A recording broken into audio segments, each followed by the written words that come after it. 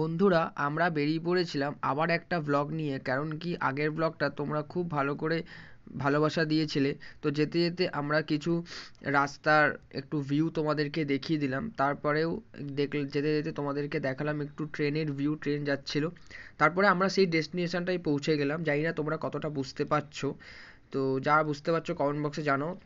তো এই জায়গাটা হচ্ছে অ্যাকচুয়ালি প্রেমের প্রেম স্পট। তারপর অনেকে এখানে ঘুরতে ফুরতে আসে। এখানকার চা খাবার সত্যি খুব ভালো।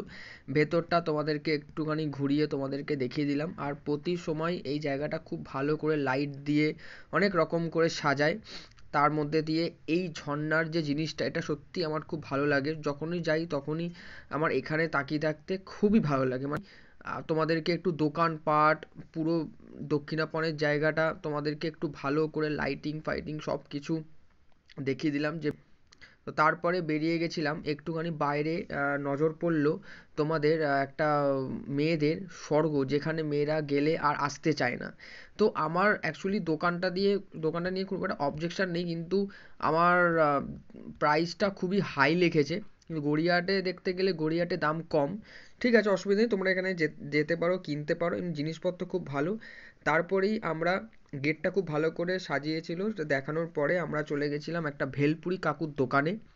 সেখানে ভেলপুরি কাকুটা মানে বেশ সুন্দর করে আমাদের জন্য খুব সুন্দর করে একটা প্লেটে সাজিয়ে দিচ্ছিল পাপড়ি চাটটা। তো ওটা দেখেই এতটাই লোভ লাগছিল, মনে হচ্ছিল যে খাবো না, দেখতেই থাকি শুধু।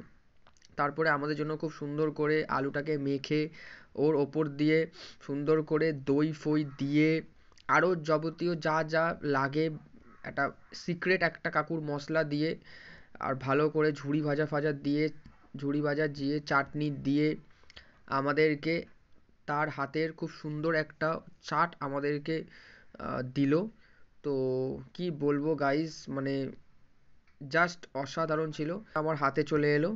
তো গাইস ওটা খেতে খেতে আমরা একটা জায়গাতেই হারিয়ে ফেলেছিলাম নিজেকে। তাই আর যাবার ভিডিওটা করতে পারিনি। তাই আমরা গেছিলাম যাদবপুর 8B-তে একটু স্কুটি নিয়ে ঘুরতে, সময় ছিল হাতে।